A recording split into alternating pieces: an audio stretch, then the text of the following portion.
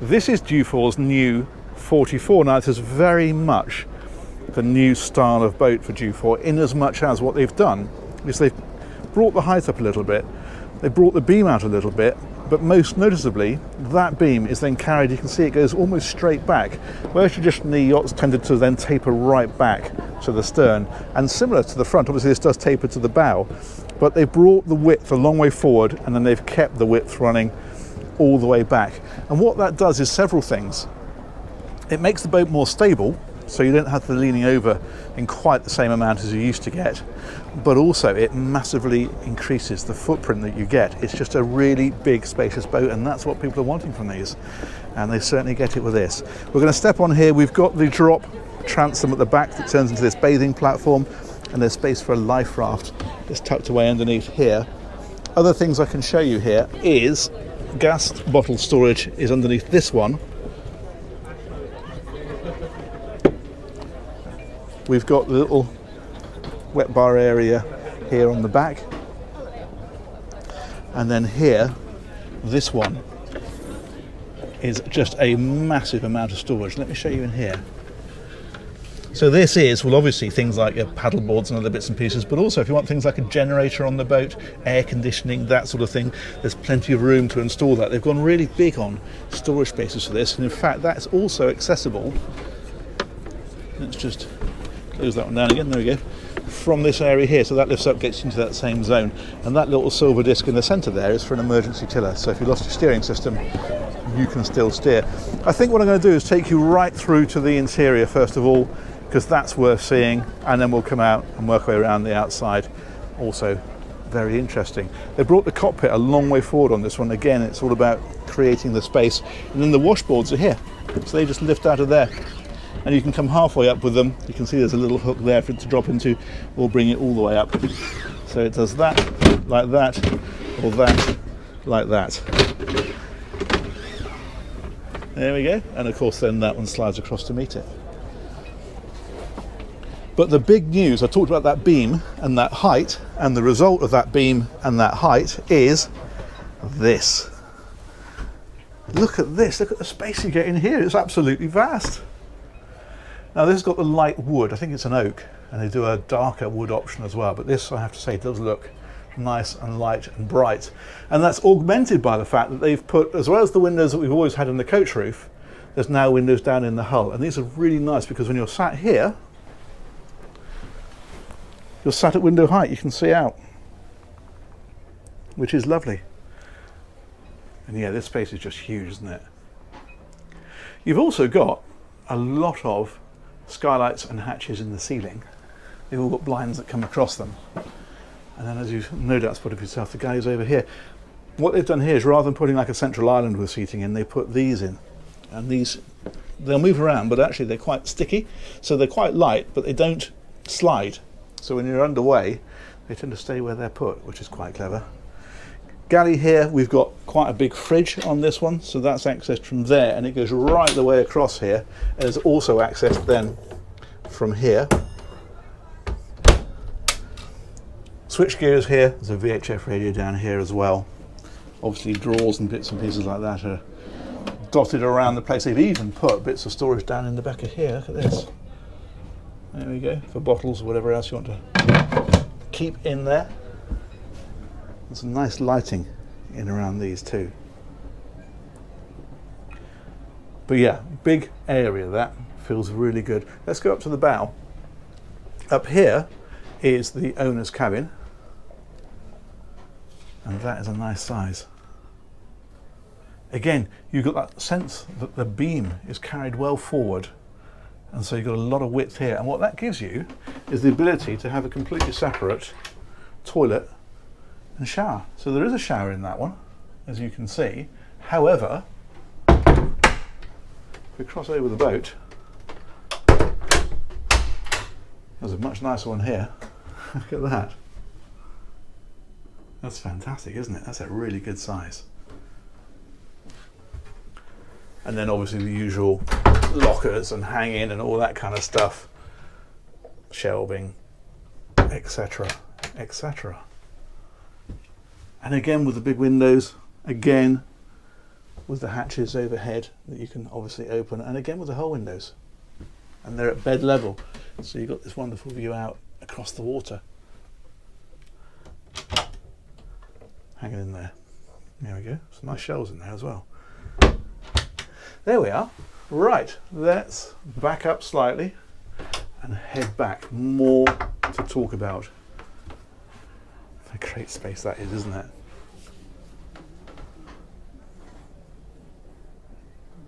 Superb. Let's come right on back. Now, a couple of options here. There are two cabins back here, as you can see.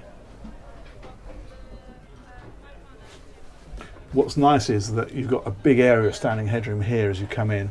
Again, you've got the skylights and the windows and so forth. Again, you've got the whole windows. But it means you've got a nice space to come in and get changed before obviously then the height drops a little bit over the beds. That's good. We've got shelving in here. And then we've also got heads in here. The loo, the sink, the shower, the mirrorwave. And you can have one of those over here, so this side then pretty much mirrors it.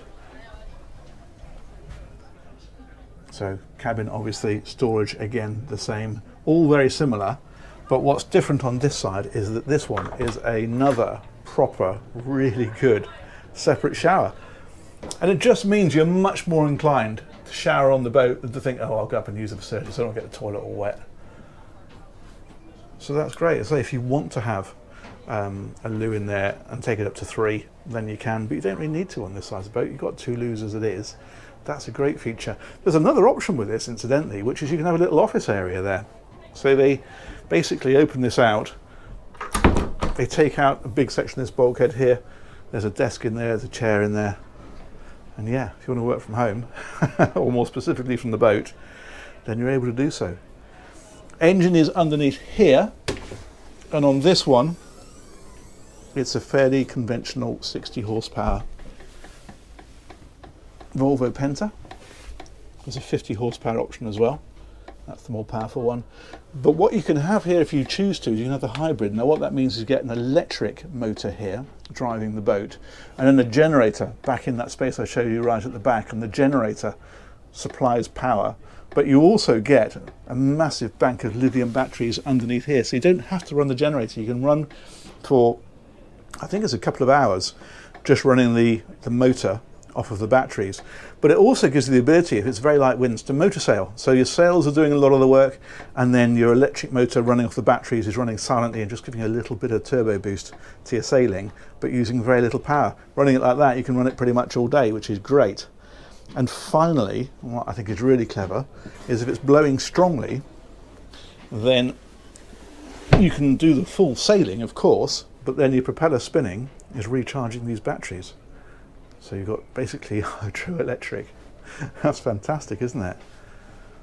So yeah, that's an option that's becoming ever more popular. Very good. That's the interior. Let's go and have a wander around the outside. So again, we're going to talk about that beam, because look how wide this area here is. It's huge. Normally these taper right back. Normally these seats here would be coming in like this. Not on this one.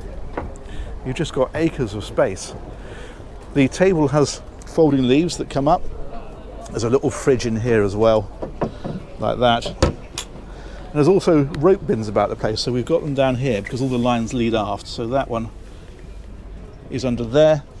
There's 3 sets of winches, so we've got a pair of winches here, another pair over here, and another pair on the other side. So this is for your reefing and your furling and so forth, and then these are for your foresail and your mainsail.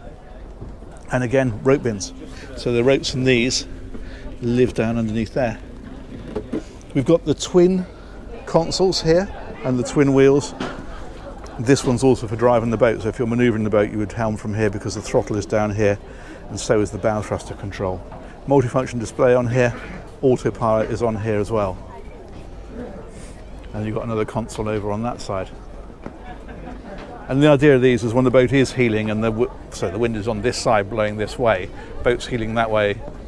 Hang on, Wind's blowing that way, yes, boat's heeling like that, sails are down that side, this is giving you the best view, and vice versa when the wind is on the other side, of course.